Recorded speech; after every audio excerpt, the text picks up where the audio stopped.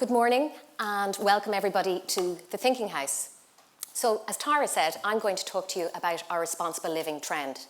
This is part of our Consumer Lifestyle Trends programme, which some of you are probably familiar with. Others of you may not be familiar with it, so what I'd like to do firstly is to play a video here which explains this trends programme and shows the methodology and the approach we use in building our trends.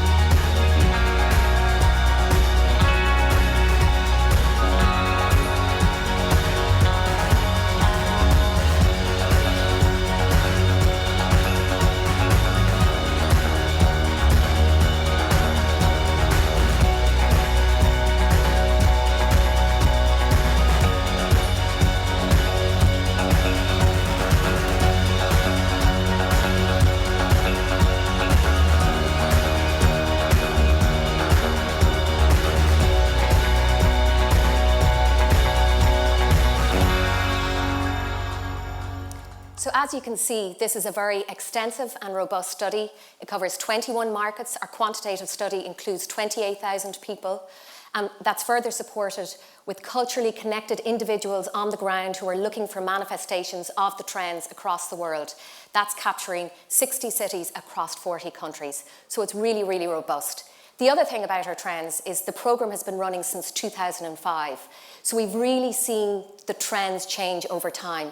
And this particular trend, responsible living, is one that has been extremely dynamic. And you've heard all the previous presentations talk about how dynamic the area of the environment has become in recent years. So I want to live more responsibly and make better choices that make a difference without having to compromise. So never before has the consumer become more empowered. We've moved from a place of sandals, as you talked about there, Caroline, where the environment was seen as being something niche to something that is now much more mainstream. So the consumer has evolved in a number of ways. We've seen over that 10-year period a consumer move from a place of NIMBYism, where they saw the environment as not their responsibility, not something for my backyard to deal with, to a place where they slowly started to embrace the environment. And that's been helped along the way by various public initiatives, from the Race Against Waste campaign to Green Schools programs to celebrities, documentaries, all educating us about the environment. But the last 5 years probably have been the most interesting and the most dynamic. And the recession is something that helped that. What we found in the recession was that people started to embrace initiatives more locally. Why? They started to stop trusting big business and institutions and government in delivering what they needed and wanted. And the environment was one area that they embraced and started to champion and look after. Beyond that, what we've started to see now is a consumer, as they're more educated, they're more empowered. And as they've become more empowered, they're now expecting big business to deliver. So the challenges to business now is, give me an environmental product, allow me to behave more responsibly, allow me to live out a more responsible life. And they want products that allow them to do that without additional costs. So they're not looking to spend more. They expect, as there is more demand with scale, that products will be available at a more affordable price. So just looking at the key areas where this trend has evolved. The power of the social network, and again, that's another reason that's accelerated the power of the community. In recent times, social networks have enabled the consumer to find their voice, to speak out, and never so much so as this year. Again, David, I think, touched on the idea of the value proposition. As consumers are bombarded with choice when it comes to brands, they're increasingly applying a net positive filter when they go to select products. So if a product has an environmental friendly proposition, well, then they're going to want to buy it. And an area that's really hot at the moment is the area of waste. It's become very trendy, consumers are very concerned about it, and they're also embracing waste, which we'll talk about it as we go through the deck. I think this slide captures a lot of the mood of the moment in terms of the power of the people. The world is reacting, the world is changing. Trump has helped that, the scientists, the environment. They're all embracing and championing the environment because of it being so challenged. When it comes to the community, we've seen fantastic brands like the Ballymun Regeneration Initiative. They basically have launched a range of initiatives from rediscover furniture to fashion, to composting, to cycling initiatives. But again, that's a local community-based initiative that's been running now for the last 5 or 6 years, and it's all been about giving employment back and using and working with waste materials. Quantitatively, when we look at our Global Monitor study, which I referenced, there's a couple of interesting statistics coming to the fore. One of them being, it's important in my life today to support my local community. 85% of people, that's averaging out at 85% of people believe in that statement. However, it's still somewhat challenged. We have 75% of people saying, I'd like to do the right thing, but the fact that it's overwhelming and complicated to figure out the most effective things to do is holding me back from leading a more environmentally conscious lifestyle. So basically they're saying they want to do it, but it's still quite a complicated world. When we look at Periscope, which is a study we're going to publish later on in the month, there's some interesting statistics coming out of that in terms of the Irish consumer and how they're evolving. So what we're seeing is roughly 25% of Irish consumers agree that they are more conscious in their choice of products and prefer to buy from companies that are aware of environmental issues. So that figure is starting to grow year on year. 70% of Irish consumers like to know where their food comes from. So origins are important, transparency, understanding what happens behind the scenes. So when we look at our trends, we have a number of sub-trends, and there's 6 sub-trends here which I'm going to cover off now. So local action, which is about working together to have a local impact. Conserving resources, which is about living in a world where resources are in short supply. War on waste, which is about reducing the wasteful byproducts of consumption. Good citizenship, which is about working to protect and care for causes, groups and people that are most in need. And fair treatment, which is about the treatment of people and animals. And total transparency, expectation of complete honesty and understanding what goes on behind the scenes. So you saw there on the previous slide that good citizenship was flagged as being an update on these sub-trends. So this is where we've seen a real evolution from people being focused more on concerns that are directly related to themselves. And that's not to say that people don't still have their own individual concerns, but there's been much more growth in the community and a community zeitgeist, I suppose, in terms of how they address various social issues. So when we look at our trends, we always look at them in terms of which ones are more dynamic right now. So all of these are relevant and important, but the 3 right now that we're seeing a lot of movement on are the idea of local action, good citizenship, and war on waste, as I mentioned earlier. So looking at local action, working together to have local impact. So how we've seen this evolve over time is from a place where government or local authorities or big institutions were supporting or helping and providing for particular groups. So this example here is of a Japanese school, and in Japan they ran a national feeding program which was run by local authorities, and the idea was to give local foods, and all school meals were cooked with locally produced produce, to a place where we've seen a huge growth in the number of social enterprises. This example here is of the People's Supermarket in the UK, and the idea here is that for £25 a year, you can, and giving 4 hours of time to this particular supermarket a month, you get 20% off your groceries. And increasingly, we've seen it evolve to a place where brands are now facilitating the consumer to do good on their own doorstep. So this reverse delivery program is an initiative that's run out of Brazil, Banco de Alimentos, and what they are doing is they're bringing you your meal, your takeaway meal that you order for in-home, and you give back some shelf-stable products that you have, and they deliver those to a food bank. Other examples from around the world in terms of local impact, Bertram's Inner City Farm in South Africa. We know there's very high unemployment. I think it's at about 54% in South Africa. So that initiative is giving people jobs, but it's also educating people about growing food and the nutritional values around their food. Freegan Pony in France, another lovely initiative where a group of chefs come together. They teach people how to cook food. Again, they're using food that's unwanted or unused from local markets and bring people together where they can eat for free and then obviously learn about the values of food and cooking.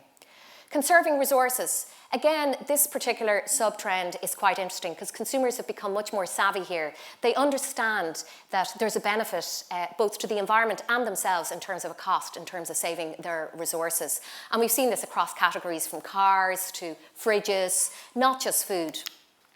So looking at how it's evolved from a very micro level where businesses like Aquafina were looking at smaller caps, to Coca-Cola looking at moving from virgin plastic to REPT, to more sophisticated technologies like the chop clock, which is input into your home, and the idea being that it turns off the heat a little bit every hour, a little bit so that you don't know, but the cumulative effect is quite significant, to a place where we're seeing lots of businesses go to a carbon neutral world. And I know there's some businesses here who are trying to deliver, and if not, have delivered on that already today. The Gas Brewery in the Netherlands are producing biogas using surplus grains and spent yeast in their production process. So some examples in terms of conserving resources: a move to more peat proteins. Finally, the coffee pods are becoming compostable. This particular ethical bean coffee pod is made with the coffee chaff and is compostable within 6 weeks. To a world where veganism is being celebrated, and this high-end fine dining market restaurant in Australia is promoting veganism, and we know that that's become a huge trend as well. It's moved away from being just about animal welfare to something that people are really subscribing to. I think according to Food Navigator, something like 25% of millennials are now following a vegan-only diet 7 days a week in the States. So war and waste, as we said, this is particularly topical right now. Consumers are really aware and want to manage their waste a lot more. And I personally see this in groups all the time. And when it comes to that net filter process, they get really frustrated by having too much packaging. It's something they have to get rid of and do something with, so they really want help here. So again, this has moved from a place of just producing products, which are still important, that can be reused or refilled in some way, to something that's more social. So we have these events, which is a bit like the Feeding the 5,000 in Oakland, is a bit like the Davos of food waste or the Woodstock of waste, where public and private partnership come together, all with a view to eradicating waste. That particular event happens in California, to a place where it's become just much more social and fun. So young people are embracing the idea of managing their waste, coming together. This is something like a cookery program meets a dating app, where this started out in Germany. It's become a global initiative now, where people are bringing waste food, cooking it up and having a disco and making friends at the same time. So some examples then from around the world. The Wasty app is quite a clever app that was developed in Australia. I think 1 in 5 bags go to waste every week. It's costing the Australian government $8 billion a year in terms of managing their waste. So they're trying to come up with a range of initiatives, and this particular app is all about telling you how to use particular foods that otherwise might go to waste. Farm Square in Brazil, another clever app initiative where allotment providers or allotment growers can communicate with other allotment growers and swap foods, so there isn't any waste of foods. Purr, etc. is a clever restaurant in France, and what that's trying to do is really try and conscientiously engage the consumer in terms of understanding where their food goes. So at the end of the meal, they dispose of everything: their plates, their food, their crockery, so they know where everything ends up. Here is an example. There are millions of examples, and unfortunately we couldn't put everybody's businesses here today, but an example here of ABP's mission here in terms of creating a carbon neutral plant and zero waste to landfill. So it's fantastic to see a lot of the Origin Green certified companies going into this space, and as Caroline and David pointed out earlier, people are looking for transparency. They're looking to understand what businesses are doing behind the scenes. So it's all about adding value to a business. Good citizenship. This is where we're seeing a real change in recent times, where people are really out to protect and care for causes, groups and people that are most in need. So as I said, we've seen it move from a more niche focus, where people were supporting things like this Planet B wine, a Chenin Blanc wine, where you buy the wine and it's going to support biodiversity and the bees, through to more socially oriented initiatives like My Refugee Friend, which is an initiative run out of Brazil. And the idea here is at Christmas time, the local Brazilians invited people, refugees, into their home to share culture and stories and food at a time that's difficult in their lives. But we can think about examples here more recently with Manchester as an example. When the bombings happened, people went out on social media and invited people into their homes when they couldn't get their trains and things like that. So that kind of community empowerment and support is very, very evident. And again, some nice examples, the Good Gym in the UK. So typically when one thinks of the gym, even though you're there with lots of people, you really operate as an island. But they have taken this and decided, hey, why don't we do something together? So people are going out as part of a group, and they're either cleaning up their local community or going to visit old people. So they're giving back as well as getting their exercise at the same time. Les Justes is a high-end bar in France, and what they're doing is for every drink you buy, they're giving €1 to a couple of charities. And we know a lot of the retailers here are, I think Tesco are running an initiative like that where they give you the coins and you can support your local charity. Fair treatment, so the treating of animals and people fairly throughout the production process. So this has become much more mainstream. There's been too many scandals over the years where not just in terms of animals, but in terms of people and how they're treated. And social media, again, has really empowered people to demand that they see and that companies showcase what they're doing. And equally well, businesses want to showcase what they're doing behind the scenes. So fair trade, it started out with kind of a fair trade proposition through to the whole supply chain now being looked at. So new denims, they really advocate using organic cotton, and they have small factories where they really look after their workers. Through to this website in France, La Pradelle, which has a range of lifestyle items from clothing to cosmetics to shoes, but you can't become a supplier on their website unless you're willing to subscribe to a sustainable proposition in terms of fair treatment to people and animals. So customers of that website know that they are doing good and they're more likely to spend with them. Again, some examples of things going on around the world. B Corp, some of you may now be familiar with. That's now where fair trade was to coffee and USDA was to organic. This is to business. So B Corp, I think 1,400 businesses have signed up to it. It's all about rigorous standards of performance around environment, transparency, performance and sustainability. So it's really about meeting rigorous standards, and it's now being run across, I think, over 140 industries. We've seen many examples where businesses such as this chicken farm in Brazil are showcasing what exactly is happening behind the scenes. And Starbucks, this interesting initiative they launched on the back of Trump's travel ban there before Christmas, where they decided to hire 10,000 refugees over the next 5 years. A lovely example, actually I only found this last week, but I thought it was quite relevant to put in, this Feed Be Better product. An Irish guy has developed this product, which is a very kind of functional food with lots of benefits to the consumer in terms of high fibre, dairy-free, sugar-free, high protein. But also what they're doing is he's partnered with a charity which gives, for every meal, every pot of his food you buy, a school meal is provided for a child in some poor part of the world. So total transparency then, this expectation of complete honesty. So, simply a number of years ago, it was okay to just tell me, what the ingredients are. We moved to a place then where we're seeing, and a lot of the food service guys from McDonald's to KFC are now showcasing the food in store, on your plate. You can follow the journey of the chicken right from your plate right back to the farm. Through to initiatives, again, this is Fukushima in Japan, so it's quite a niche initiative where they started this project, the Binchy project, after they had their nuclear disaster. And really it's all about promoting honesty and talking about the safety of the foods that have been grown locally in the aftermath of the disaster. Some examples around the world. Fuchu, again, in Japan, the Fuchu Prison Culture Day allows people to go and visit a prison and eat food that has been made by prisoners and to experience the life of a prisoner. So you get an understanding of what life is like in prison and how maybe the standards of prisons could be improved. So again, about giving people a better quality of life. McDonald's were subject to some, certainly there were some rumours about their McNuggets, that there was problems with them. So they've now developed an online and access all areas videos where you can hear what ingredients they're using and see the McNugget being made. Mars have come out and said to their various food chains that they don't want their candies used. That's all with a view to addressing obesity and sugar issues. They don't feel that people should be subjected to their foods unless they absolutely want to buy into them in a responsible way. So, some thought starters to leave you with. So, how can you highlight or rethink the value your brand brings behind the scenes? And you're probably doing some things already, as we mentioned earlier. So what aren't you showcasing that you could be showcasing? So make sure your consumer is completely aware of what happens in every stage of the supply chain. And it may be the case that you're slowly changing it, that you can't change everything, but consumers are okay with that. If you want to tell your story in an honest way and that you're doing things one step at a time, they're happy with that too.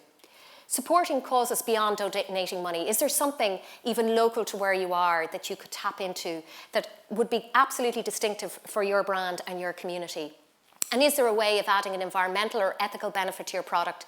And would a partnership better enable this? So if you have packaging that can't be recycled, is there somebody you could partner with like TerraCycle who can take the products, your waste, and upcycle them into school bags or pencil cases?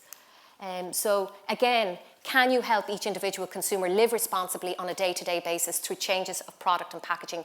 Again, think of that net filter process and anything that makes their life easier and avoids them having waste to dispose of.